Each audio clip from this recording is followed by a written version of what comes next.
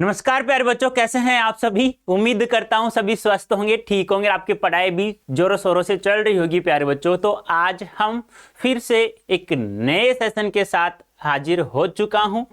प्यारे बच्चों, इसमें हिंदी कोर्स ए और बी दोनों के लिए महत्वपूर्ण है, जिसमें हम लोग ईमेल लेखन और स्वयं लेखन दोनों हम लोग पढ़ेंगे। ठीक है, और अच्छे से पढ़ना प्यारे बच्चों।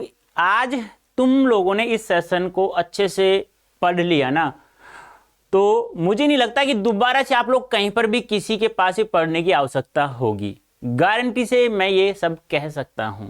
ठीक है, तो ध्यान से सुनना, जिन बातों को मैं बता रहा हूं, जिन चीजों को मैं तुम्हें समझा रहा हूं, उनको ध्यान से सुनना। फिर हमें इन दोनों टॉपिकों से 100% मार्क्स देने के लिए देने से कोई नहीं रोक सकता। ठीक है, चलो करें शुरुआत। तो एक है प्यारे बच्चों ईमेल लेखन, एक होता है स्वयं लेखन। यानी कि देखो, ईमेल लेखन क्या होता है। जैसे आप लोग कहते हो ना, भाई मेल कर देना, अपनी मेल आईडी बता देना, मेल कर दूंगा। इलेक्ट्रॉनिक मेल होता है। ठीक है, यानी कि जैसे हम लोग व्हाट्सएप पे कोई भी संदेश होता है हम एक दूसरे को भेजते हैं ना, ऐसे ही मेल के जरिए जब हमारे पास ईमेल एड्रेस होता है तो हम एक को भी भेज सकते हैं और एक से अधिक को भी हम लोग भेज सकते हैं। कोई भी संदेश, कोई भी टेक्स्ट, कोई भी पिक्चर्स, कुछ भी हम लोग भेज सकते हैं। अब इसमें ऐसी भी सुविधा है कि हम लोग एक को भेजें तो भी कोई दिक्कत नहीं आएगी, यदि हम 5 को भेजें। ठीक है, और फिर एक छठा आदमी ऐसा हो कि 5 को पता नहीं हो कि हमने इसको भी भेजा है। यानी ये 5 आदमी ABCDEE और F को मैंने भेजा है, तो E तक को पता नहीं हो कि F को मैंने मेल किया है सेम जो मैंने अब 5 को किया है। ऐसी भी सुविधा कहाँ है, ईमेल में है। ठीक है, तो प्यारे बच्चों जल्दी से जुड़ जाओ। उससे पहले मैं आप सभी का हार्दिक स्वागत अभिनंदन करता हूं हमारे YouTube चैनल अड्डा 24/7 क्लास 9th एंड 10th में। तो प्यारे बच्चों, इलेक्ट्रॉनिक मेल और स्वयं लेखन क्या होता है, जिसे हम लोग बायोडाटा कहते हैं ना। बायोडाटा, जिसमें आप लोग पूरा अपने बारे में लेखा जोखा लिखते हैं, नाम, पिता का नाम, माता का नाम, DOB, आपका एड्रेस हो गया, ठीक, आपकी क्वालिफिकेशन होगी। जहाँ की कहने का तात्पर्य क्या है मेरा, कि मैं आपसे कहूँ कि कहीं पर हम लोग नौकरी प्राप्त करने के लिए जाते हैं। जैसे कि मान लो मैं अड्डा में आया तो मुझे पहले क्या करना पड़ा, अपना बायोडाटा भेजना पड़ा था। उसे स्वयं लेखन कहा जाता है, जिसे हम लोग CV के नाम से भी जानते हैं। ठीक है, तो सबसे पहले हम लोग ईमेल लेखन के बारे में चर्चा करते हैं। तो ईमेल यानी इलेक्ट्रॉनिक मेल। ईमेल अर्थात इलेक्ट्रॉनिक मेल, यानी कि जिसे हम कहते हैं डिजिटल पत्र, जिसके द्वारा एक यूजर दूसरे यूजर को घर बैठे कहीं पर टेक्स्ट, पिक्चर इत्यादि सेंड कर सकता है, भेज सकता है, तथा एक से अधिक व्यक्तियों को भी भेजा जा सकता है। यानी कि ईमेल इलेक्ट्रॉनिक मेल, जिसे डिजिटल पत्र कहते हैं। यानी कहीं पर भी कोई व्यक्ति कहीं पर भी बैठा है, तो कोई पिक्चर भेजनी हो, कोई टेक्स्ट भेजना हो, तो हम कहीं पर भी बैठे हुए ना, तो किसी भी व्यक्ति को किसी भी स्थान पर हम लोग भेज सकते हैं। हम चाहें कि एक को नहीं, एक से अधिक को भेजना चाहते हैं। जैसे कि मान लो विवाह का निमंत्रण है, अब सभी के हम जहां जहां भेजना चाहते हैं वो निमंत्रण, तो जिन सभी के हमारे पास ईमेल एड्रेस है तो हम सभी को एक साथ भेज सकते हैं। ठीक है, ये ध्यान रखना।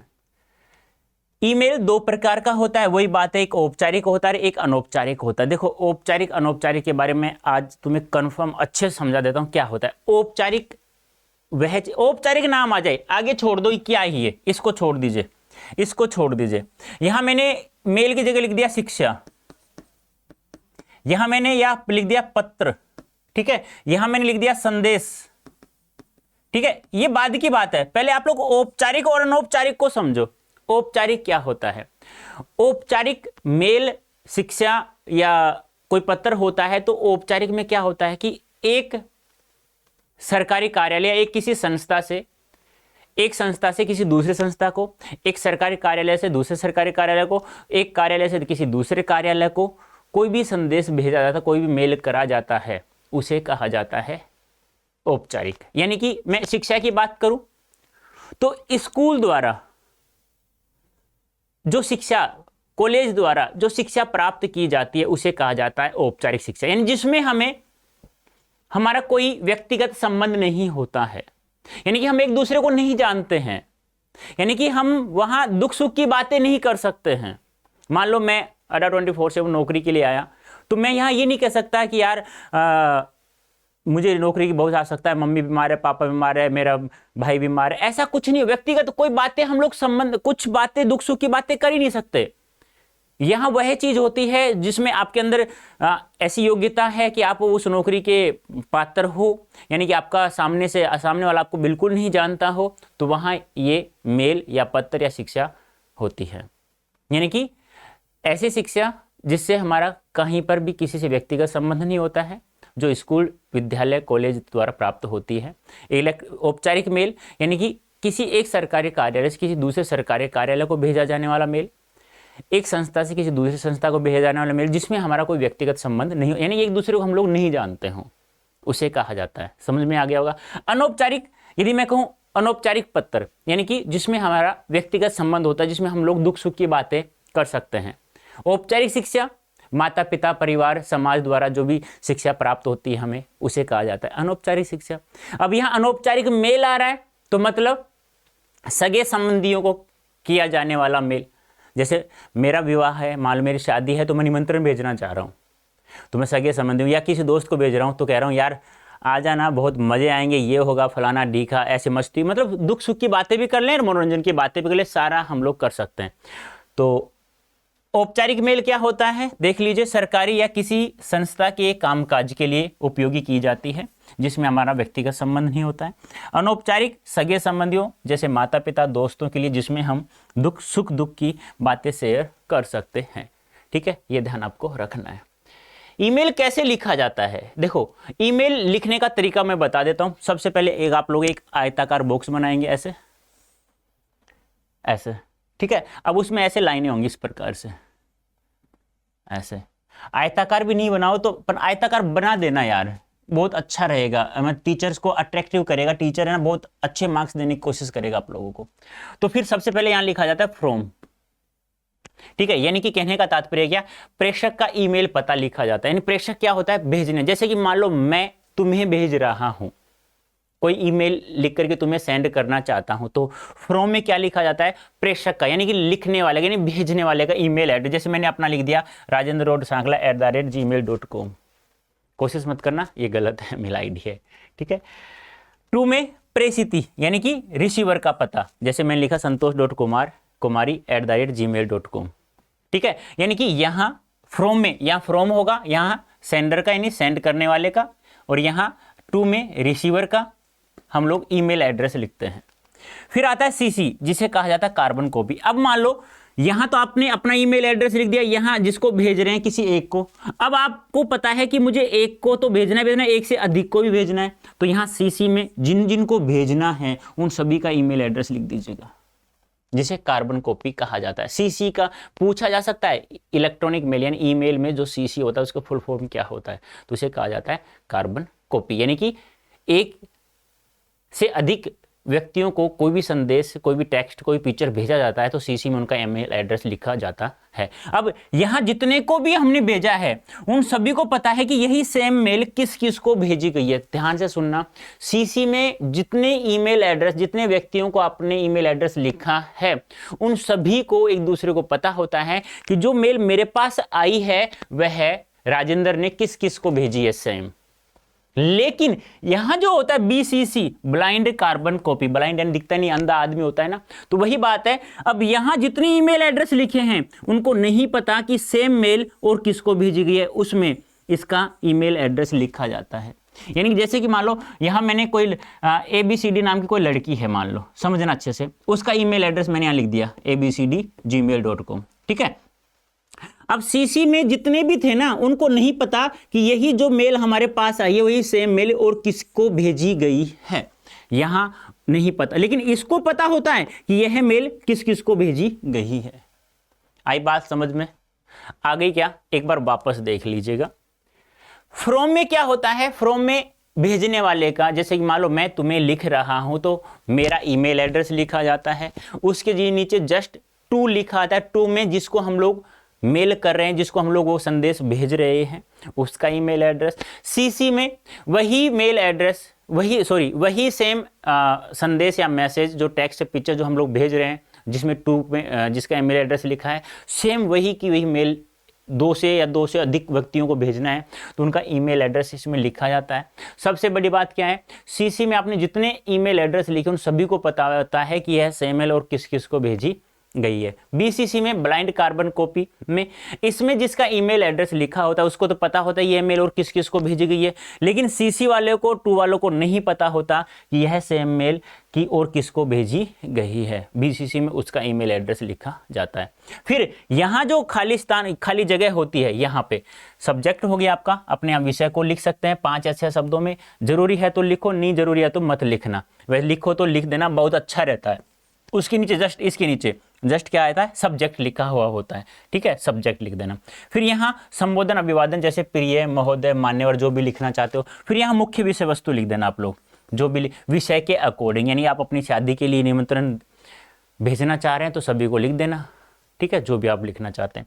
फिर यहाँ धन्यवाद हो गया, फिर आपका ABC कोई भी नाम होगा। अब यहाँ पे ना एक लोगो होता है जिसमें आप लोग अपनी कोई फोटो भेजना चाहते हो तो यहाँ से है ना आप लोग अटैच कर सकते हो।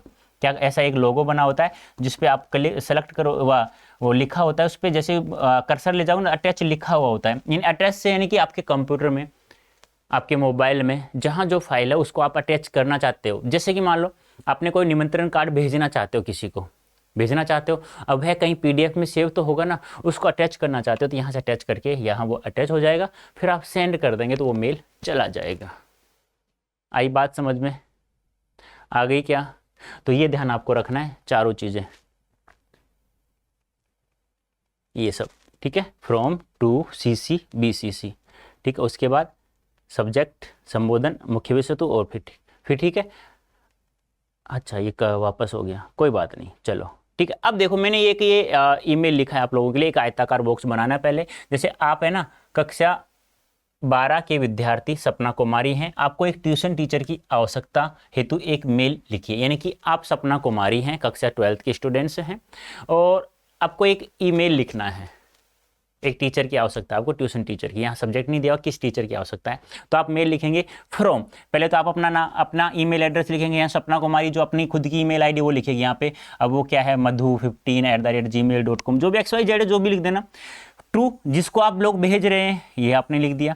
CC, जिसको आप लोग भेज रहे हैं, सेम है, सेम लिख सकते हैं आप लोग, देख लो, नहीं सेम नहीं है, अलग अलग है, सॉरी, ठीक है। तो टू में लिख दिया। अब और किसको भेजना चाहते हैं सेम मेल, उसका भी ईमेल एड्रेस लिख देना। विषय क्या है आप लोगों का, विषय ट्यूशन टीचर की आवश्यकता हेतु जानकारी प्राप्त करना है। महोदय, मैं सपना कुमारी 12वीं कक्षा की विद्यार्थी हूँ, मुझे जानकारी प्राप्त हुई है कि आप विभिन्न विषयों की ट्यूशन की जानकारी उपलब्ध कराते हैं। मुझे अपने लिए गणित विषय की ट्यूशन की आवश्यकता है। आपसे अनुरोध है कि मुझे गणित विषय का ट्यूशन उपलब्ध कराने में सहायता करें।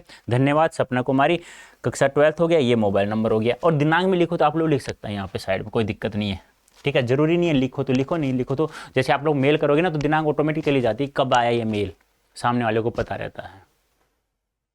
लेकिन एक आयताकार बॉक्स बना देना, ये 4 चीजें ध्यान रखना है। अब यहाँ एक और होता है BCC। अब BCC यहाँ आपको जरूरत है ही नहीं, क्योंकि आप कोई गोपनीय थोड़ी रखना चाहते हैं। गोपनीय कहाँ रखा जाता है, जैसे कि मान लो मैं हूँ, एम्प्लॉय हूँ अड्डा 24/7, अब मेरे ऊपर एक जूनियर मैनेजर फिर एक सीनियर मैनेजर है। अब जूनियर मैनेजर जो हम टीचरों को सभी को जो मेल करेगा वो CC में रखेगा सभी का एड्रेस, ईमेल एड्रेस।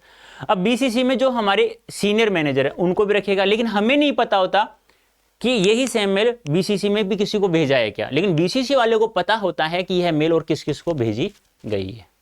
बात समझ में आ गई होगी, ये ध्यान आपको रखना है। अब अटैच भी कर सकते हो आप कुछ भी, यहाँ पे अटैच एक लोगो आएगा, ऐसे इस प्रकार से लोगो आएगा, उसमें आप अटैच लिखा होगा, जैसे ही आप कर्सर लेते आते हो तो अटैच भी फाइल कर सकते हैं, ठीक है। बोलो समझ में आया नहीं आया, कर लिख सकते हो ना ऐसी ईमेल कोई भी, वेरी गुड। नेक्स्ट एक और है अपने अभ्यास के लिए, किसी कॉलेज में हिंदी विषय में सहायक अध्यापक के रिक्त पद की जानकारी के लिए ईमेल लिखिए, यानी कि सहायक अध्यापक के रिक्त पद की जानकारी आपको प्राप्त करनी है। तो फ्रॉम, पहले आप अपना ईमेल एड्रेस लिखेंगे, फिर जिसको आप लोग भेज रहे हैं उसका, फिर CC में जिसको आप एक से अधिक को भेजना चाहते हैं। विषय क्या है, विषय है हिंदी विषय में सहायक अध्यापक के रिक्त पद की जानकारी हेतु कला संकाय प्रमुख DEI दयालबाग आगरा, यानी कि ये आपसे जानकारी प्राप्त करना चाहता है कि सहायक अध्यापक के पद रिक्त की जानकारी है, लेना चाहता है कितने पद रिक्त हैं कितने नहीं हैं। अब माननीय महोदय, सादर सूचित करना चाहती हूं कि मैं माधुरी वैश्य हिंदी विभाग की शोध छात्रा हूं, मेरी PhD समाप्त होने की ओर से है। महोदय, हिंदी विभाग में सहायक अध्यापक कुल कितने पद रिक्त हैं, कृपया जानकारी प्रदान करें। आपसे सहयोग की अपेक्षा में धन्यवाद। शोधार्थी माधुरी वैश्य, हिंदी विभाग, कला संकाय, रजिस्ट्रेशन क्रमांक ये हो गया माधुरी।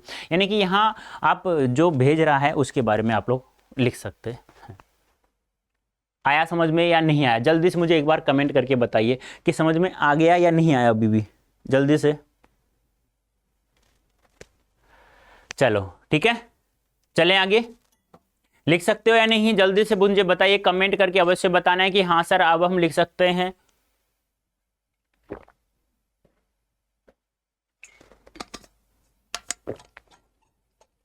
चलो अब देखो, मैंने यहां लिख दिया है कि क्या होता है सीसी, क्या होता है बीसीसी। सीसी की फुल फॉर्म होती है कार्बन कॉपी।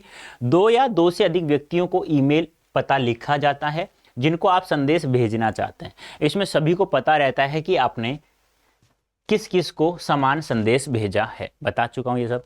बीसीसी में क्या होता है, ब्लाइंड कार्बन को भी फुल फॉर्म होती है बेटा। इसमें उनका ईमेल पता लिखा जाता है जो सीसी में रखे ईमेल एड्रेस वालों को पता नहीं होता कि आपने यही समान ईमेल किसको भेजा है। जैसे आप किसी कंपनी में कार्य करते हैं, आपका जूनियर मैनेजर जो मेल आपको किया है वही मेल आपके सीनियर मैनेजर को भी करता है, जो आपको पता नहीं चलता है। ठीक है। अटैच फाइल, किसी प्रकार की टेक्स्ट फाइल, पिक्चर आदि अटैच करके भेज सकते हैं। एक लोगो होता है इस प्रकार का, ठीक है, वो आप लोग देख लीजिएगा। अब आता है स्वयंवृत्त लेखन। अब स्वयंवृत्त लेखन क्या होता है एक बार हम लोग जान लेते हैं। वैसे मैंने बता चुका हूं बायोडाटा जिसमें आपकी पूरी जानकारी होती है, देख लो। स्वयंवृत्त लेखन में उम्मीदवार अपना विवरण देता है और वह अपने बारे में जानकारी देता है। यानी कि अपने बारे में विवरण देना। मैं जैसे मैं हूं, मैं कहीं जॉब के लिए जा रहा हूं तो अपना नाम, पिता का नाम, अपने क्वालिफिकेशन, सब address, email address, mobile number, कहाँ क्या क्या उपलब्धि मैंने प्राप्त की है, कहाँ कहाँ मैंने पढ़ाई, ये सब उसमें लिख करके भेज जाता है। लेकिन एक बात ध्यान रखना, स्वयंवृत्त लेखन के साथ एक आवेदन पत्र भी जाता है। बिना आवेदन पत्र के स्वयंवृत्त लेखन नहीं माना जाता, यानी होता नहीं, यानी दोनों साथ में होंगे। यानी स्वयंवृत्त लेखन होगा तो आवेदन पत्र अवश्य होगा। ठीक है, एप्लीकेशन जिसे हम लोग कहते हैं। ठीक है, ये ध्यान रखना, बिना आवेदन पत्र के स्वयंवृत्त लेखन नहीं माना जाता है। यह एक बना बनाया प्रारूप होता है जिसमें व्यक्ति या उम्मीदवार अपने बारे में जानकारी देता है। जैसे जो विज्ञापन उसने देखा है उसके प्रत्युत्तर में आवेदन पत्र के साथ भेजा जाता है। यानी देखो, विज्ञापन, नाम आया विज्ञापन, विशेष जानकारी प्रदान करने वाला, विधन ज्ञापन, मैंने पढ़ा दिया है। आपने अखबार में एक विज्ञापन देखा कि अड्डा 24/7 में, अड्डा 24/7 में एक हिंदी टीचर्स की आवश्यकता है। ठीक है, अब आप लोग अब वहां पर अपना बायोडाटा, सीवी, स्वयंवृत्त लेखन भेजेंगे तो उसके साथ एक आवेदन पत्र भी भेजना होगा। लेकिन प्यारे बच्चों, यदि आपके एग्जाम में आता है, पूछा जाता है, पूछा जाएगा, अब उसमें आप लोग आवेदन पत्र लिखो तो सही है, नहीं लिखो तो कोई दिक्कत नहीं आएगी। आप लोग केवल अपने बारे में या जो क्वेश्चंस दे रहा है किसी के नाम उसमें पहले से ऐड हो रहा है तो उसके बारे में आप लोग लिख सकते हैं, उसके बारे में जानकारी दे सकते हैं, जरूरी नहीं है। लेकिन हाँ, वास्तविकता में जैसे आप लोग कहीं नौकरी के लिए जा रहे हो तब आपको आवेदन पत्र देना होगा स्वयंवृत्त के साथ में। ठीक है, ये आपको ध्यान में रखना है। नौकरी अर्थात रोजगार पाने में स्वयंवृत्त की तुलना एक उम्मीदवार के दूत या प्रतिनिधि से की जाती है। यानी जैसे ही आप लोग स्वयंवृत्त की तुलना, जैसे स्वयंवृत्त किसी नौकरी के लिए जा रहे हो, आपने बायोडाटा अपना भेज दिया सामने, तो वह जो बायोडाटा है ना आपके दूत होता है। जैसे कि एक राजा होता है, राजा के पीछे 2 सैनिक होते हैं जो दूत की तरह काम करते हैं ना, वैसे वो काम करेगा। एक अच्छा स्वयंवृत्त नियुक्तिकर्ता के मन में उम्मीदवार के प्रति अच्छी और सकारात्मक सोच उत्पन्न करता है। यदि आपने अच्छे से अपना सीवी बनाया है और आपने अच्छी क्वालिफिकेशन है, आपने पढ़ाने में आपको इंटरेस्ट है, बहुत अच्छा है, आप बच्चों को लुभा सकते हैं, आप बच्चों को 100% मार्क्स दिला सकते हैं, तो आपको जो नियुक्ति करता है ना उसके मन में आपके प्रति सकारात्मक सोच उत्पन्न, यह आपसे अभी तक वो मिला नहीं है, केवल आपका बायोडाटा यानी स्वयंवृत्त लेखन ही आपने उसने देखा है अभी, तो एक सकारात्मक सोच उत्पन्न कर सकता है, करता है। स्वयंवृत्त में किसी प्रयोजन को ध्यान में रखकर क्रम वाइज सूचनाएं संकलित की, यानी किसी प्रयोजन, किसी भी कारण को ध्यान में रखते हुए क्रम वाइज अपने बारे में सूचनाएं लिखनी पड़ती हैं। ऐसा नहीं कि पहले एड्रेस लिख दिया, फिर अपना नाम लिख दिया, या पहले एड्रेस फिर पिता का नाम, फिर माता का नाम, फिर अपना नाम, या पहले मोबाइल नंबर फिर पिता का नाम, फिर अपना नाम, ऐसा नहीं, क्रम वाइज होता है किसी प्रयोजन को ध्यान में रखते हुए।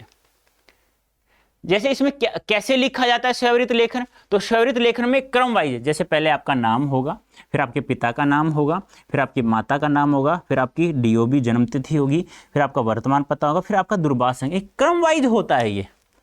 ठीक है, ये आपको ध्यान में रखना है। तो इस प्रकार से लिखा जाता है हमारा एक स्ववृत्त लेखन जो होता है, ठीक है। फिर उसके बाद होता है मोबाइल नंबर लिखा जाएगा, फिर आपका ईमेल एड्रेस लिखा जाएगा, फिर आपकी राष्ट्रीयता क्या है, फिर आपका कार्य अनुभव, आपने कहाँ कहाँ कार्य किया है, कितने साल हो चुके हैं, फिर आपकी शैक्षिक योग्यताएं लिखी जाती हैं, फिर आपने कौन कौन सी उपलब्धियां प्राप्त की हैं, ये सब लिखा जाता है। समझ में आया? ये सेम एक ही पेज पे होते हैं ये सारी, ऐसा नहीं है कि ये अलग अलग पेज पे होंगी। यहाँ तो मैंने इसलिए बांट दिया अलग अलग कि हाँ भाई अब इसमें आ ही नहीं रहा था, ऐसे यहाँ लिखूंगा तो कहीं तुम एक ही पेज में इधर नाम हो गया, फिर इधर राष्ट्रीयता हो गया, उधर DOB हो गया, ऐसे थोड़ी चलता है, कंटिन्यू लिखोगे आप लोग, ठीक है। ये आपको ध्यान में रखना है। हो गया। उसके बाद अब जैसे कि मान लो व्याख्याता हिंदी पद हेतु एक स्ववृत्त लिखना है, यानी कि एक कहीं अड्डा 24/7 में यहाँ लिखा नहीं गया कि किस कंपनी में, किस स्कूल में, किस कॉलेज में, ऐसा नहीं लिखा गया है। आपको सीधा लिखना है कि व्याख्याता हिंदी पद हेतु स्ववृत्त लिखिए, आपको लिखना है। आपने विज्ञापन देखा या बिना विज्ञापन देखा, आपको एक लिखवाया गया कि एक अपना बायोडाटा बनाइए, आपको हिंदी व्याख्याता पद आपको चाहिए जिस स्कूल में आपको, जिस स्कूल में आपने विज्ञापन देखा है, जिसमें आपको पता चला है किसी कारण से।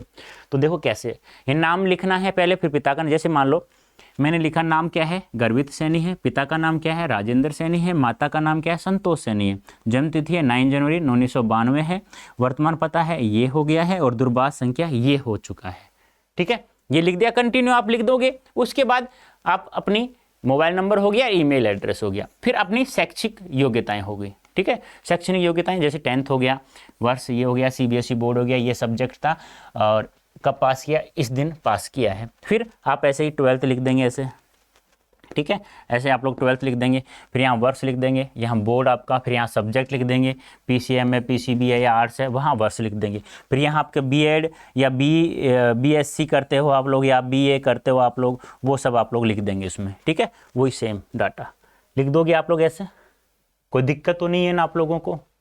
बिल्कुल ईजी यार, बिल्कुल ईजी वे में लिख सकते हैं आप लोग, ठीक है। उसके बाद अपने कार्य अनुभव लिखना है आप लोगों को कि आपने कहाँ कहाँ कार्य किया, कितने साल का आपको अनुभव हो गया, एक्सपीरियंस जिसे बोलते हैं, कितना हो गया वो आप लोग लिख देंगे यहाँ पे।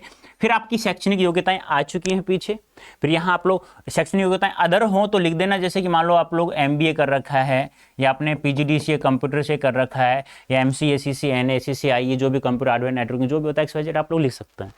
उपलब्धियां आपने और कौन कौन सी उपलब्धियां प्राप्त की हैं, आपने इंटरनेशनल नेशनल पे आपने कोई मतलब पढ़ाया उसे आपको पुरस्कृत किया गया है, आप क्रिकेट अच्छा लगता है उसे पुरस्कृत हुए, अपनी उपलब्धियां लिखनी है आप लोगों को, अपनी क्या क्या।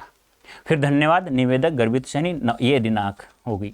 अब आपको एक आवेदन पत्र भी लिखना है, ठीक है। आवेदन पत्र तो आप लोगों को पता है, आपने आवेदन पत्र लिखा होगा, प्रार्थना पत्र याद है, छुट्टी के लिए याद हो तो आप लोगों को, तो सेवा में शिक्षा निदेशालय दिल्ली, विषय व्याख्याता पद हेतु यानी व्याख्याता हिंदी पद हेतु, तो आप लिखते थे सेवा में श्रीमान प्रधानाचार्य महोदय दिल्ली, विषय 2 दिन की छुट्टी हेतु। वही बात है, सेम है, कोई अंतर नहीं है। जो आप लिखते आए हो, झूठ से लिखा है 2 दिन छुट्टी ली है, सच्चाई में लिखा है, लिखा तो है ना, बस ऐसा ही आवेदन पत्र है, देख लो।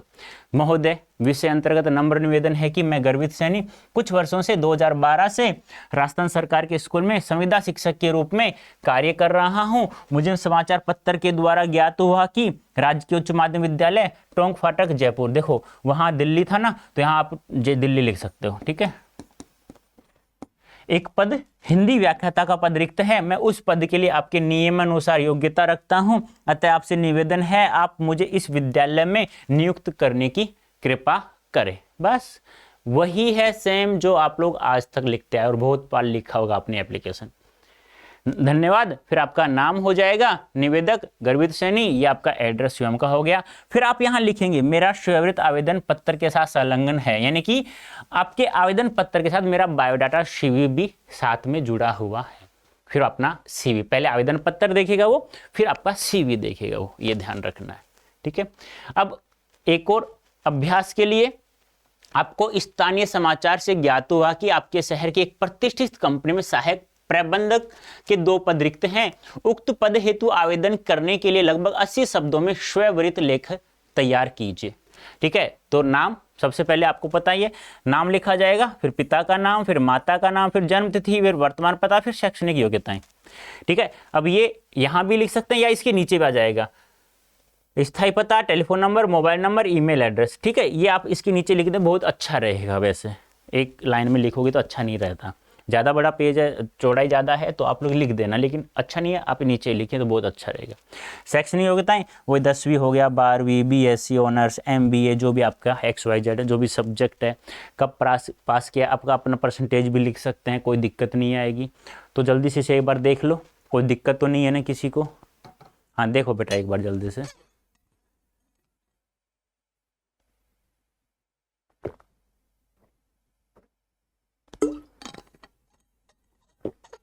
चलें आगे, चलो।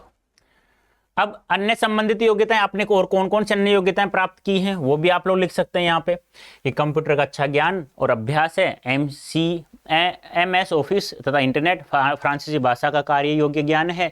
अन्य उपलब्धियां क्या क्या है वो लिख देना, जैसे अखिल भारतीय वाद विवाद प्रतियोगिता वर्ष 2001 में प्रथम पुरस्कार, राजीव गांधी स्मारक निबंध प्रतियोगिता 2002 में प्रथम पुरस्कार, विद्यालय और महाविद्यालय में क्रिकेट टीमों का कप्तान रह चुका हूँ। कार्यतर गतिविधियां और अभिरुचियां, उद्योग व्यापार संबंधी पत्रिका अखबारों का नियमित पाठन करता हूँ, देश भ्रमण का शौक है यानी कि यात्रा करने यायावरी प्रवृत्ति का हूँ, इंटरनेट सर्फिंग का, फुटबॉल और क्रिकेट में अभिरुचि है। वैसे सम्मानित व्यक्तियों का विवरण जो उम्मीदवार के व्यक्तित्व और उपलब्धियों से परिचित हो, यानी कि आपके बारे में और कौन कौन जानता है उनका नाम यहाँ लिख सकते हो कि श्री जे रामनाथन, निदेशक Adarsh Institute of Management, Lodhi Estate, New Delhi. यानी कि आप यहाँ देखो, मैंने कहा ना, एक नियुक्तिकर्ता के मन में आपके प्रति एक सकारात्मक सोच उत्पन्न करता है, यानी कि आपका एक दूत के बात ये कार्य करेगा। तो आप लोग अच्छा लिखने की कोशिश करें, ठीक है। फिर आप अपनी दिनांक, स्थान, आपका नाम हो गया, फिर हस्ताक्षर हो जाएगा, ठीक है। तो बोलो समझ में आया या नहीं आया? कोई दिक्कत तो नहीं है ना? कर सकते हैं ना? तो जल्दी से मुझे एक बार कमेंट करना अवश्य है कि हाँ सर हम लिख सकते हैं। कितना समझ में आया ये भी आप लोग मुझे बता सकते हैं। तो प्यारे बच्चों अभी के लिए इतना ही, धन्यवाद, थैंक यू सो मच।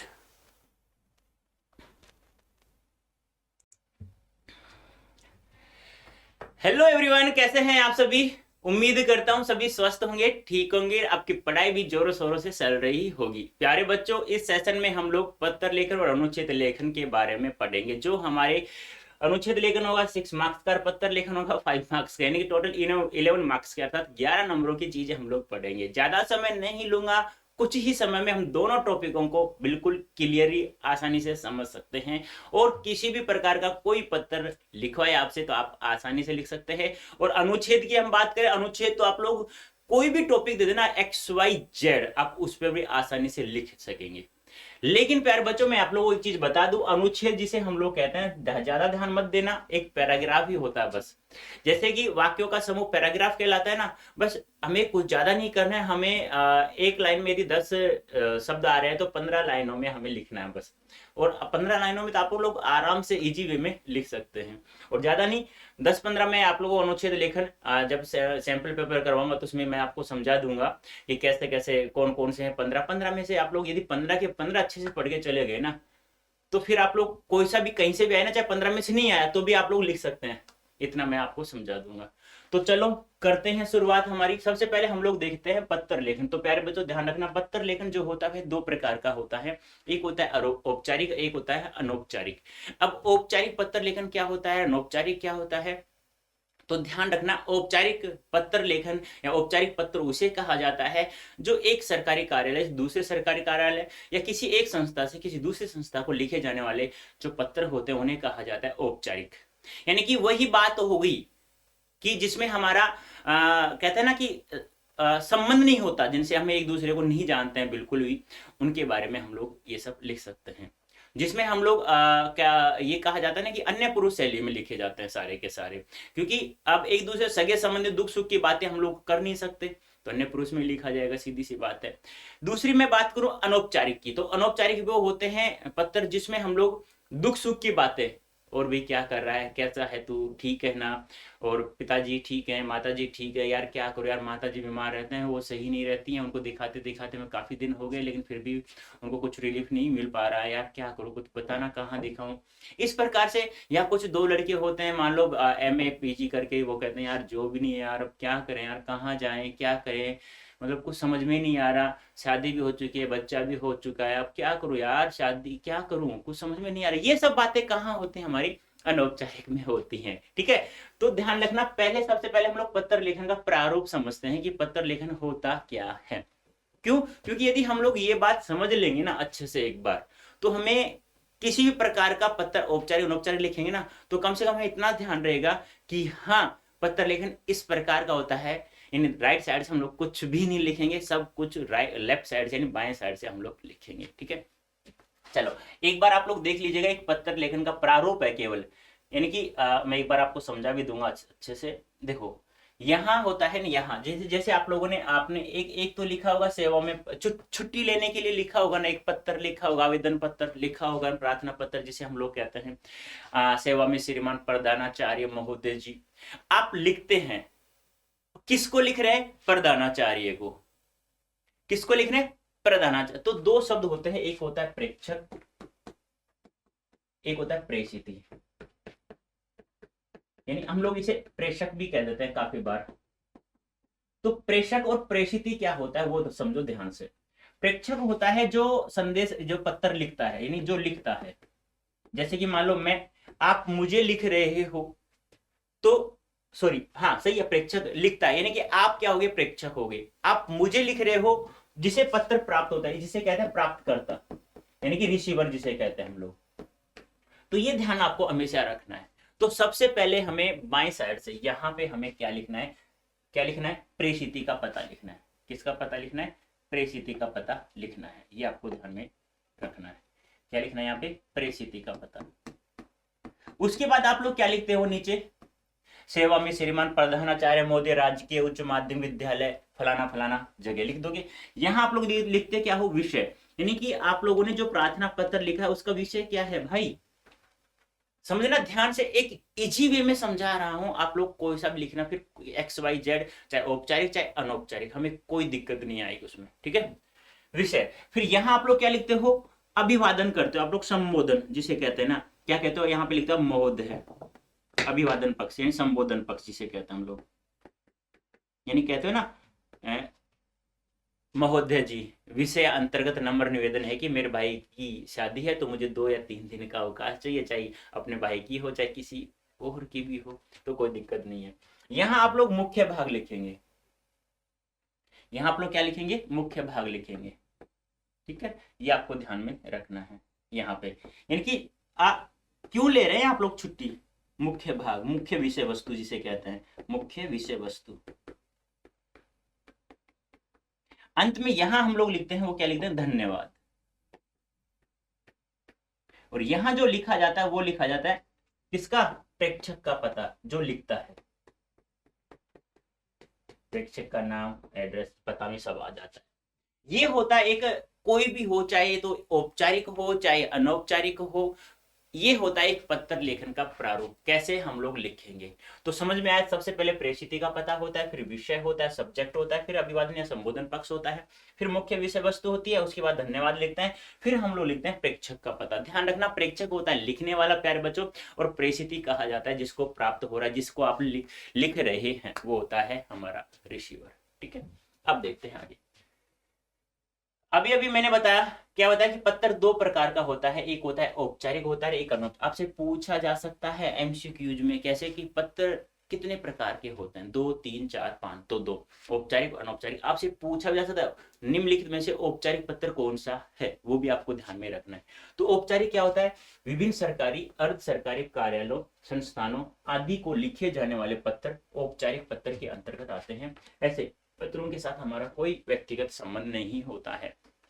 जब व्यक्तिगत संबंध नहीं होगा प्यारे बच्चों, तो आप लोगों को पता है ना, दुख सुख की बातें हम लोग बिल्कुल भी नहीं कर सकते हैं। अनौपचारिक ये वे पत्र होते हैं जिनके साथ हमारा व्यक्तिगत संबंध होता है। पत्र सगे संबंधियों, परिचितों आदि को लिखे जाते हैं। इन पत्रों से हमारी आत्मीयता जुड़ी रहती है। आत्मीयता जुड़ी रहती है तो हम वहां दुख सुख की बातें आसानी से इजी वे में कर सकते हैं प्यारे बच्चों।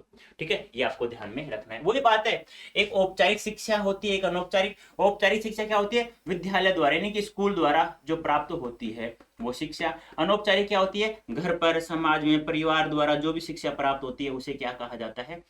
अनौपचारिक शिक्षा। तो वही बात है यहाँ पे, सरकारी से हमारा कोई व्यक्तिगत संबंध नहीं होता, स्कूल से हमारा कोई व्यक्तिगत संबंध नहीं। बाद में तो होता है भाई, कोई दोस्त बन गया, व्यक्तिगत संबंध हो गया, दोस्त बन गया, या किसी कोई किसी कोई अच्छी लड़की लगी, बाद में हम लोग अच्छे से पढ़ाई करें, फिर शादी कर ली, फिर बाद में संबंध बनता है वो तो।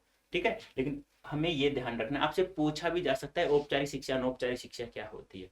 तो औपचारिक शिक्षा वह शिक्षा होती है जो विद्यालय द्वारा प्राप्त करते हैं हम लोग। अनौपचारिक शिक्षा वह शिक्षा होती है जो घर परिवार समाज द्वारा जो शिक्षा प्राप्त होती है। वो बात आपको ध्यान में रखना। अब हमें ध्यान रखना है कि किसी भी पत्र को लिखते समय हमें कौन कौन सी बातों का ध्यान में रखना है। तो भाषा कैसी होनी चाहिए, बिल्कुल सरल सहज एवं स्पष्ट लिखी हुई होनी चाहिए, घिसपिस नहीं होना चाहिए। सरल सरल शब्दों का प्रयोग होना चाहिए, कठिन शब्दों का प्रयोग हमें बिल्कुल नहीं करना चाहिए, बिल्कुल इजी भाषा में हमें लिखना चाहिए। संक्षिप्त रूप में, ऐसे नहीं कि पूरा का पूरा उपन्यास की तरह लिख दो, पूरी कहानी लिख दो, नहीं, मुख्य मुख्य बातें आपको वहां लिखनी है। मौलिकता होनी चाहिए, झूठ मूठ नहीं होना चाहिए भाई। मौलिक बातें जो हो रहा है वास्तविक रूप से वही आपको बताना। ऐसे नहीं है कि पेट में दर्द भी नहीं हो रहा फिर भी मम्मा मेरे पेट में दर्द हो रहा है, मुझे जल्दी से घर बुला लो, मैं हॉस्टल में नहीं रह सकता, मम्मा आज मुझे नींद नहीं आई, मम्मा ये फलाना देखा, मम्मा कल है ना, कल है ना, कल है ना, कल है ना, ऐसे पता नहीं कितनी बातें झूठ बोलते हो आप लोग। ऐसा नहीं लिखना है आप लोगों को, मौलिक बातें आप लोगों को लिखनी है, जो सच्चाई है वही आपको लिखना है, ठीक है। अब आपसे पूछा जाए कि निम्नलिखित में से कौन सा औपचारिक पत्र है, कौन सा औपचारिक पत्र नहीं है, तो ध्यान रखना औपचारिक में कौन कौन, जैसे आवेदन पत्र हो गया, जैसे नौकरी प्राप्त करने के लिए जाते हैं तो आवेदन पत्र लिखते हैं ना। प्रार्थना पत्र हो गया छुट्टी के लिए, कोई कार्यालय पत्र, कोई व्यवसायिक पत्र हो गया, व्यवसायिक जान, जो व्यवसाय यानी कि जो हम कारोबार करते हैं उसे व्यवसायिक व्यापार जैसे कहते हैं। अनौपचारिक होता है जैसे बधाई पत्र हो गया, निमंत्रण पत्र हो गया, सांत्वना, सांत्वना जानते हो ना, दुख का, जब कोई किसी की मृत्यु हो जाती है, दुख प्रकट करना होता है तो वहां लिखा जाता है। बधाई जानते हो, जन्मदिन की बधाई, एनिवर्सरी जिसे विवाह की वर्षगांठ जिसे कहते हैं, पहली दूसरी वो बात अलग है। निमंत्रण पत्र आप लोग जानते हो, जीवने वाला खाने वाला, ये सब कभी कोई भूलेगा भी नहीं, शायद मुझे नहीं लगता कोई भूल सकता है, ठीक है। हाँ, आगे अब देखो, आप लोगों को एक अवकाश चाहने हैं तो प्रार्थना पत्र लिखना है, तो ये तो आपने बहुत बार लिखा होगा, मुझे नहीं लगता कि ऐसा कोई इंसान होगा जिसने नहीं लिखा होगा। सच्चाई नहीं तो कम से कम झूठ मूठ में लिखा होगा। तो आप लोगों ने, मैंने बताया, सेवा में श्रीमान प्रधानाचार्य महोदय, राजकीय उच्च माध्यमिक विद्यालय जयपुर, ये आपका क्या हो गया, प्रेषिति, रिसीवर जिसे हम लोग कहते हैं, प्रेषिति का पता हो गया। उसके बाद ये प्रेषिति हो गया। उसके बाद आप लोगों को मैंने अभी अभी समझाया भी था, क्या समझाया था, ये तो हो गया हमारा प्रेषिति का पता, प्रेषिति जिसे रिसीवर कहते हैं, ठीक है। और ये हो गया हमारा सब्जेक्ट, जो मैंने कहा था ना कि किस सब्जेक्ट के लिए, कि ऐसा क्या कारण है जिसको आपको 2 दिन का क्या चाहिए, अवकाश चाहिए। अब आप लोग लिखोगे संबोधन अभिवादन पक्ष, उसके बाद आप लोगों को मैंने बताया था सेम का सेम वही है जो मैंने आपको समझाया था अभी, यानी महोदय, ये क्या हो गया आपका अभिवादन पक्ष जिसे संबोधन पक्ष कहते हैं। उसके बाद आप लोग बताइए मुख्य विषय वस्तु लिखते हैं, ये मुख्य विषय वस्तु की कि विषय अंतर्गत नंबर निवेदन है कि मेरे सगे भाई की शादी है इसलिए मुझे 2 दिन का अवकाश चाहिए, इस प्रकार से मुख्य विषय वस्तु होगी, मुख्य विषय वस्तु, मुख्य विषय वस्तु होगी। उसके बाद हम लोग चर्चा करें तो धन्यवाद मैंने कहा था, फिर आपको यहाँ जो लिख रहे हैं वो होता है प्रेक्षक, जो लिखता है उसका पता। बताइए जल्दी से मुझे कमेंट करके, यहाँ तक किसी को दिक्कत है क्या, जल्दी से फटाफट एक बार कमेंट करके बताइए। ये अनौपचारिक ध्यान रखना। और मैं तो एक बात कहूंगा कि आप लोग अनौपचारिक पत्र लिखो ना, एग्जाम में 2 अथवा में देगा, एक औपचारिक एक अनौपचारिक।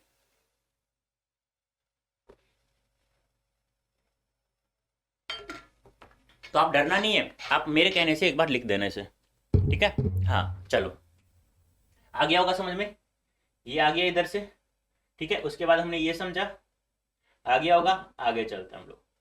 अब हमें अपने शहर में 2 दिन से नल अर्थात पानी नहीं आ रहा है, तो आप जलदाय विभाग को एक शिकायत पत्र, यानी आप कक्षा 10 के विद्यार्थी हैं, अब 2 दिन से गर्मी के दिन है, 2 दिन से पानी नहीं आ रहा, नहाया भी नहीं है, चिड़चिड़ेपन हो गया, गर्मी है बिल्कुल, अब हम क्या करें। तो उसके लिए आपको जलदाय विभाग को एक शिकायती पत्र लिखना है। तो सबसे पहले क्या आएगा आपको पता ही है, क्या आएगा, रिसीवर यानी प्रेषिती का पता, यानी ये यहाँ आप लोगों को यदि एड्रेस देता है प्रेषक प्रेषिती का तो वो लिख दें, नहीं दिया हुआ तो डायरेक्ट लिखो सेवा में श्रीमान जल अभियंता जल विभाग जयपुर। विषय क्या है, नल अर्थात पानी नहीं आ रहा है, आने के बाबत, यानी कि नल अर्थात पानी नहीं आने के बाबत। कोई दिक्कत है यहाँ तक नहीं होगी, आगे चलते हैं हम लोग, चले आगे। हाँ, आगे है विषय महोदय, विषय अंतर्गत नंबर निवेदन है कि आप लोग लिख सकते हैं। फिर यहाँ पे बहुदीय होता है, वही होता है जो जैसे हम लोग लिखते थे ना, जो प्रेक्षक का पता होता है वो वही होता है ये सब, ठीक है। ये धन्यवाद आ गया, यहाँ मुख्य विषय वस्तु आ गई और ये अभिवादन पक्ष आ गया, ठीक है। हाँ, लेकिन आप यहाँ जो मुख्य विषय वस्तु में लिखते हैं ये अच्छे से थोड़ा ध्यान से, मैं बहुत सारे आपको एग्जाम्पल समझाऊंगा, बहुत सारे एग्जाम कम से कम 15 15 20 20 25 25 आपको मैं करवाऊंगा, लेकिन ये तो एक बार समझाने का एक जरिया था कि आपको समझ में आ जाए, कम से कम थोड़ा प्रैक्टिस आप लोग घर पर बैठकर कर लें। अब आप विदेश में पढ़ाई कर रहे हैं तो आप अपने पिता को अपनी सकुशलता के लिए पत्र लिखिए। ये आ गया आप लोगों किसका, अनौपचारिक, अनौपचारिक। ठीक है, कोई दिक्कत नहीं होनी चाहिए, शायद उम्मीद करता हूं ऐसे। तो सबसे पहले आप लोग लिखेंगे क्या, प्रेषक, क्यों, फिर आप लिखेंगे प्रेषित। ये थोड़ा ध्यान से रखना यहाँ पे, पहले तो आप लोग प्रेषक का पता, फिर आप लोग प्रेषित का पता। यानी कहने का तात्पर्य क्या है, सबसे पहले हम लोग अनौपचारिक में प्रेषक जो लिखता है ना, प्रेक्षक जिसे प्रेषक या प्रेक्षक जिसे जो लिख रहा है उसका पता लिखते हैं कि कहां से लिख रहा है। फिर हम लोग लिखेंगे रिसीवर का, जो प्रेषित होता है, वहां मैंने लिख भी दिया है, देखो यहाँ पे प्रेषित का पता और प्रेषक का पता, थोड़ा ये ध्यान रखो। अंत में भी हम लोग प्रेषक का पता लिखेंगे, ये भी आपको ध्यान में रखना है। थोड़ा सा ये डिफरेंस है अनौपचारिक में, ये थोड़ा सा ध्यान में आपको रखना है। या यहाँ देगा वो पहले ही कि आप राजेश हैं फलाना फलाने जगह से, आप अपने पिता फलाना फलाना पिता को आप लोग एक पत्र लिखो। पिता ये क्या होता है, फलाना फलाना नहीं होता था। ठीक है बेटा, ये ध्यान रखना है। आगे हम लोग बात करें आदरणीय पिताजी। ठीक है, अब यहाँ भी देखो प्रेक्षक का आया है ना, मैंने कहा था ना अंत में भी लिखेंगे शुरू में भी लिखेंगे। ये मुख्य विषय वस्तु होगी। यहाँ धन्यवाद धन्यवाद मत लिखना पिताजी को, कभी कोई धन्यवाद लिख दो, ये मुख्य विषय वस्तु होगी। ठीक है, और ये क्या हो गया आपका संबोधन अभिवादन पक्ष हो गया। अभिवादन बोलना संबोधन की जगह ज्यादा अच्छा रहेगा। अभिवादन, आदरणीय पिताजी सादर चरण स्पर्श। ये एक प्रारूप था प्यारे बच्चों, मैंने कंप्लीट इसलिए नहीं लिखा, एक कम से कम आपको प्रारूप पता चले कि हाँ भाई राइट साइड से कुछ भी नहीं लिखा जाता, सब केवल लेफ्ट साइड से लिखा जाता है। जल्दी से मुझे एक बार कमेंट अवश्य करके बताना है मुझे, आप लोग जैसे सेशन समाप्त हो जाए आप लोग देख लो ना प्यारे बच्चों, कमेंट लिख करके अवश्य बताना है मुझे कि हाँ सर अच्छा लगा, समझ में आया, बहुत अच्छा लगा तो बहुत अच्छा, अच्छा लगा तो अच्छा, नहीं आया तो नहीं आया, इतना लिखना है आप लोगों को। ठीक है, अब आता है हमारा अनुच्छेद लेखन। ठीक है, प्रैक्टिस बाद में करवाऊंगा मैं, पहले तो हम लोग इतना ही पढ़ा है कि क्या क्या होता है, पत्र लेखन को लिखा कैसे जाता है वो सब हम लोगों ने समझाया केवल, मात्र ज्यादा समय नहीं ले रहा हूं। अनुच्छेद लेखन क्या होता है, मैंने कहा ना पैराग्राफ लेखन, किसी विषय वस्तु पर सटीक एवं संक्षिप्त भाषा में उस विषय के संदर्भ में सभी बिंदुओं को लिखित रूप में स्पष्ट देना ही अनुच्छेद लेखन है। कहने का तात्पर्य क्या है, यानी कि आपको 2-4 बिंदुओं देगा, नीचे 2-4 बिंदु देगा, उन बिंदुओं के अकॉर्डिंग आप लोगों को, उन बिंदुओं के अकॉर्डिंग आप लोगों को एक पैराग्राफ लिखना है 150 शब्दों में मात्र। जैसे कि मान लो मैं बात करूं, यानी कि ध्यान रखना किसी भी विषय पर, कोई विषय हो सकता है जिसमें सटीक और संक्षिप्त भाषा में उस विषय के संदर्भ सभी बिंदुओं को, यानी जो बिंदु दे रहा है 3 या 4, आप लोगों को यहाँ बिंदु नहीं बनाना है, प्रस्तावना उपसंहार निष्कर्ष शीर्षक कुछ भी नहीं लिखना है, आप लोग तो केवल इतना लिखेंगे क्वेश्चन आंसर, क्रमांक संख्या, सॉरी क्वेश्चन क्रमांक, फिर नीचे उत्तर, फिर नीचे से डायरेक्ट लिखेंगे कि ऊपर मुख्य विषय वस्तु लिख देना कि कोरोना पर लिखवा रहा है, पर्यावरण पर लिखवा रहा है, जल की समस्या पर लिखवा रहा है, या किस पर लिखवा रहा है, आप लोग प्रॉपर हेडिंग लिखेंगे, फिर सीधा एक पैराग्राफ लिखना है शुरू से लेकर अंत तक, जब तक 150 शब्द नहीं हो आपके। ठीक है, तो लिखित रूप में स्पष्ट कर देना ही अनुच्छेद लेखन होता है। इसमें किसी एक विषय पर एक ही अनुच्छेद में, यानी कि एक ही पैराग्राफ होना चाहिए, अलग अलग पैराग्राफ नहीं, कहीं तुम 2 पैराग्राफ बना दो, एक ही अनुच्छेद में सीमित शब्दों का प्रयोग कर अपने विचारों को व्यक्त किया जाता है। यानी कि मैंने कहा कि आप लोग भाई जल की समस्या पर एक अनुच्छेद लिखिए, तो अब 150 शब्दों में हमें लिखना है, ऊपर लिखना है जल की समस्या, उत्तर संख्या ये, फिर लिखना है बीच बीच ऊपर वाली लाइन में जल की समस्या, फिर नीचे आपको लिखना है एक ही, जहां यदि यहां से स्टार्ट कर दिया तो यहां ऐसे करके, ऐसे नहीं कि यहां से लिखना, नहीं, यहीं से कंटिन्यू लिखते जाएंगे जब तक 150 शब्द नहीं हो आपको। अनुच्छेद लेखन में लेखक के लेखन कौशल की यानी कि लेखन कौशल आप लोग कैसा लिखते हैं इसकी परख की जाती है कि आप कितना अच्छा, ऐसा नहीं कि राइटिंग अच्छी हो, राइटिंग खराब हो कोई दिक्कत नहीं है, चल जाएगा काम, लेकिन आप लोगों के दिमाग की उपज देखी जाती है कि आप लोग कितने अच्छे अच्छे शब्दों का प्रयोग करते हैं। क्योंकि मैंने कहा ना 150 शब्दों में आप लोग देखो, किसी भी समस्या पर आप लोग, किसी भी विषय वस्तु पर आप लोग जब अनुच्छेद लिखते हैं तो केवल आपके दिमाग की परख होती है कि आप लोग कैसे कितने कितने अच्छे अच्छे शब्दों का प्रयोग कर सकते हैं। यानी देखो, किसी विषय पर अनुच्छेद लेखन के लिए कम से कम निम्नलिखित बातों का ध्यान में हमें रखना आवश्यक है। अनुच्छेद में व्यक्त विचार विषय संकेत बिंदुओं से ही संबंधित होने चाहिए। यानी कि जैसे मैंने कहा कि जल की समस्या पर मैंने कुछ 2-4 बिंदु दिया है, उस बिंदु एक दूसरे से बिंदु क्या होने चाहिए, संबंधित होने चाहिए। ऐसे नहीं है कि आपने यहाँ 2 लाइनें लिखी हैं, तीसरी लाइन का इनका कोई संबंध ही नहीं है, नहीं, ऐसा नहीं होना चाहिए। उन बिंदुओं से संबंधित ही होने चाहिए सभी के सभी। यानी कि 4 बिंदु दे दिया तो आप लोगों को पता है 15 लाइनें लिखनी है, तो 4 एक से संबंधित कितने, 4 लाइन लिखनी है आप लोगों को एक बिंदु से संबंधित। बस भाव में स्वाभाविकता होनी चाहिए, यानी अस्वाभाविक नहीं होनी, सारे स्वाभाविक होने चाहिए। यानी कि स्वभाव के अकॉर्डिंग सभी का, कुछ बातें ऐसी होती है जो सभी इंसानों में समान जैसी होती हैं कुछ चीजें। अनुच्छेद लेखन में भाषा सरल सहज अर्थात कठिन शब्दों से बचना चाहिए। कहने का तात्पर्य क्या है, भाषा बिल्कुल सरल एवं सहज होनी चाहिए। अनुच्छेद लेखन में व्यक्त विचारों के मध्य परस्पर सुसंबद्धता, तारतम्यता, तालमेल होना चाहिए, सामंजस्य होना चाहिए। एक लाइन का दूसरी, दूसरी का तीसरे से, यानी कि बिल्कुल संबंधित होने चाहिए सारी की सारी लाइनें। ऐसा नहीं होना चाहिए कि एक लाइन बिल्कुल ही अलग है, दूसरी बिल्कुल ही अलग, उनका मतलब कहीं आसपास संबंध नहीं है, ऐसा हमें बिल्कुल भी नहीं दिखाना है। अनुच्छेद लेखन में आदि मध्य प्रारंभ अंत, यानी आप कोई भी, यानी कहते हैं ना कि कोई भी लेखन लिखेंगे ना आप किसी प्रकार का, तो उसमें एक प्रारंभ भी होता है, एक अंत भी होता है और एक मध्य भी होता है। आदि यानी क्या होता है, प्रारंभ होता है, यानी कि आप लोग प्रारंभ कैसे करते हैं, मध्य में आपने क्या लिखा है, अंत आप लोग उसका कैसा कर रहे हैं। यानी प्रारंभ बहुत अच्छा होना चाहिए, कुछ महत्वपूर्ण बातें होनी चाहिए प्रारंभ में, फिर कम महत्वपूर्ण मध्य भाग में होनी चाहिए, और अंत में फिर थोड़ा सा अच्छा लिखने की कोशिश करें, उसको समाप्ति पर अच्छा करें। कि क्योंकि टीचर जो होता है ना, ऊपर की 2 लाइनें नीचे की 2 लाइनें देखता है, बीच में यदि आप लोगों ने कोई गलती भी कर दी ना तो कोई दिक्कत नहीं, अशुद्धि मीनिंग अशुद्धि कर दिया, वैसे कुछ कर दिया तो वो बिल्कुल भी ध्यान नहीं देते हैं काफी टीचर्स। अब देखो ये जो कश्मीर से संबंधित था, ऐसे ऐसे आप लोगों को अनुच्छेद 370 और 35A पर भारत की वर्तमान स्थिति पर अनुच्छेद लिखना है। मोदी जी ने रातों रात समाप्त किया था ना, तो ये संकेत बिंदु, इनके ऊपर आप लोगों को लिखना है। ये 5 बिंदु आपको दिया है कि अनुच्छेद 376 और 35A का प्रारूप बताना है, पहले तो क्या होता है, फिर लागू करने का उद्देश्य बताना है उसे, फिर परिणाम, वर्तमान स्थिति। अब ये दे दिया 5 लाइनें, तो हमें कम से कम एक से संबंधित 3, यानी एक से संबंधित 4 लिख दिया, दूसरे से संबंधित 2, यानी कुछ बातें ऐसी होती हैं इसमें कि उससे संबंधित एक ही लाइन ही हो सकती है। एक ऐसी है जिससे हमें संबंधित बातें 6 लाइनों में हम लोग लिख सकते हैं, कुछ ज्यादा शब्दों में हम लोग लिख सकते हैं। तो थोड़ा सा ध्यान रखना है आप लोगों को, जितने शब्द वो आपको दे रहा है, 150 शब्द दे रहा है, तो 150 ही शब्द होने चाहिए। ऐसे नहीं कि 160, 170, 80 नहीं होने चाहिए, 145 या 155 के मध्य या 150 के मध्य ही होने चाहिए, ज्यादा आपको नहीं लिखना। तो संकेत बिंदुओं के आधार पर आपको लिखना है।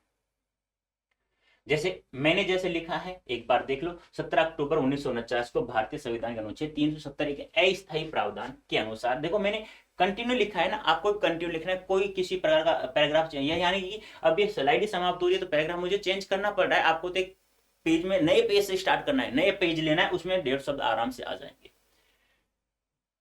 अस्थायी प्रावधान के अनुसार संसद को जम्मू कश्मीर के बारे में रक्षा, विदेश मामले और संचार के विषय में कानून बनाने का अधिकार तो था, लेकिन सभी अन्य विषय से संबंधित कानून को लागू करवाने के लिए केंद्र को राज्य सरकार की मंजूरी चाहिए थी।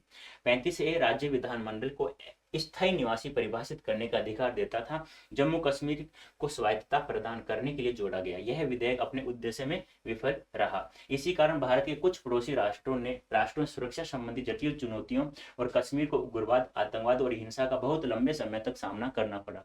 वर्तमान में भारत सरकार द्वारा अनुच्छेद 370 और 35A को हटाकर जम्मू कश्मीर में लद्दाख 2 अलग अलग केंद्र शासित प्रदेश बना दिए गए। अब अनुच्छेद 370 का उल्लेख खंड फर्स्ट लागू होगा, जिसके अनुसार राष्ट्रपति किसी बदलाव का आदेश जारी कर सकते हैं। तो ये था प्यारे बच्चों आपके लिए एक 370 के बारे में। अब है कंप्यूटर आज की जरूरत विषय पर आप 150 शब्दों में अनुच्छेद लिखना है। तो इसमें तो आप लोग आसान संकेत बिंदु देखो क्या क्या है। कंप्यूटर का परिचय बताना है पहले, उसके बाद आप कंप्यूटर की उपयोगिता बतानी है, फिर कंप्यूटर से होने वाले लाभ हानियों के बारे में डिस्कस करना है। बस ये 3 बिंदु, यानी 5-5 लाइनें लिख दो, बस हो गया। आप लोग आसानी से आप लोग लिख सकते हैं। तो ये था हमारा कंप्यूटर आज की जरूरत पर। लिख सकते हैं आप लोग, कोई दिक्कत तो नहीं है ना किसी को। अब देखो, अब इसके बाद मैं आप लोगों को सैंपल पेपर कराऊंगा बहुत सारे। अब एक सैंपल पेपर में तुम्हें पता है 2 होंगे, एक पत्र लेखन में एक औपचारिक होगा, एक अनौपचारिक होगा। अनुच्छेद लेखन में कम से कम 3-4 दूंगा, इन रोजाना एक भी कराऊंगा तो 20 भी करवा दूंगा, 20 हो गए आपके। या अलग से मैं एक प्रैक्टिस सेशन लेके आऊंगा जिसमें बहुत सारे 20 अनुच्छेद होंगे, 25 भी होंगे। एक ऐसा लेके आऊं जिसमें पत्तर लेखन होंगे 20 20 25 25, तो उसमें आपकी प्रैक्टिस हो जाएगी। लेकिन पहले आप समझो तो सही क्या होता है हमारा अनुच्छेद लेखन, क्या होता है हमारा पत्तर लेखन। तो प्यारे बच्चों, ये थी आज की क्लास हमारी, जिसमें हम लोगों ने पत्तर लेखन, अनुच्छेद लेखन दोनों के बारे में समझा है। उम्मीद करता हूं आपको एक बार थोड़ा सा अच्छे से समझ में आ भी जाए।